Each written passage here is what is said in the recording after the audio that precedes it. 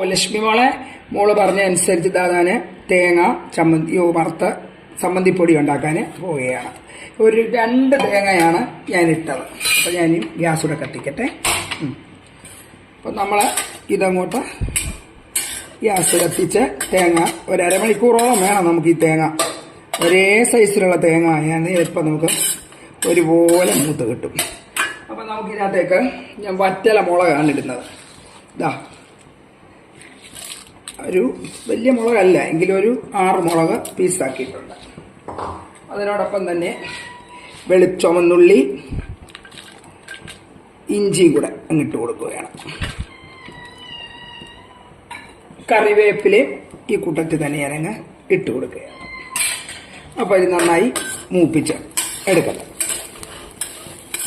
അപ്പോൾ നമ്മുടെ തേങ്ങ മൂത്ത് വരുന്നു. അപ്പം ഞാൻ ഇതിനകത്തൊരു 6 മണി കുരുമുളക് കൂടി ഇട്ടായിരുന്നു കേട്ടോ.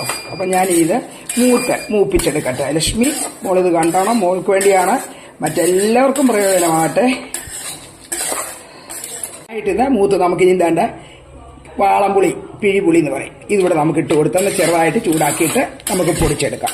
അപ്പം വേണ്ട നോക്കൂ, കണ്ടോ നമ്മുടെ മുളകും എല്ലാം മൂത്ത്. ചിലർ മല്ലിയിടും, മല്ലിയിട്ടാൽ പെട്ടെന്ന് ചീത്തയാകും, അതുകൊണ്ട് ഞാൻ മല്ലി ഇട്ടിട്ടില്ല.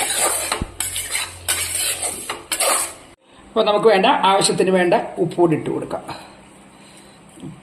എന്നിട്ട് നമുക്ക് പൊടിച്ചെടുക്കാം. അപ്പം തേങ്ങയുടെ കൂടെ എന്തൊക്കെയാണ് സംബന്ധിക്കുന്നത്?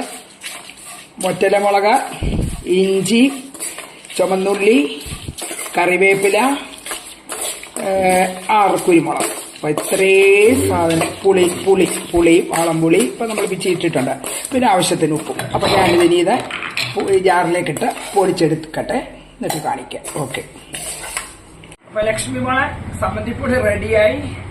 ഇതാ നോക്കൂ, ഞാൻ യൂട്യൂബിലിടുന്നു. അപ്പം ഇതെല്ലാം കണ്ടിട്ടുള്ളവർക്കൊക്കെ ഉണ്ടാക്കണം. നല്ല ടേസ്റ്റാണ്. എല്ലാ ഉപ്പും പുളി എല്ലാം നല്ല പരുവത്തിലുണ്ട്. അപ്പം എല്ലാവരും കണ്ടാട്ടെ. Thank you.